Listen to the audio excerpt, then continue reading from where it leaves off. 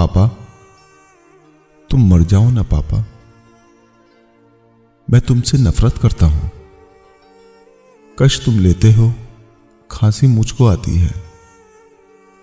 दिल के दौरे तुम्हें नहीं, मुझको पड़ते हैं। आखिर कब तक?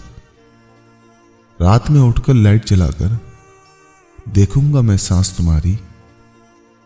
कब तक मेरी टीचर मुझको टोकेगी?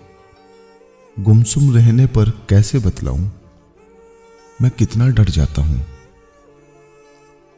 जब मेरी रिक्शा मुड़ती है घर वाले रास्ते पर, आज भी कम बेचैन नहीं मैं, मोड़ वो बस आने वाला है।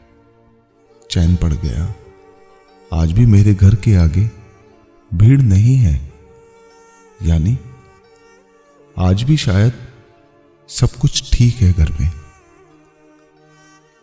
यानी तुम जिंदा हो पापा।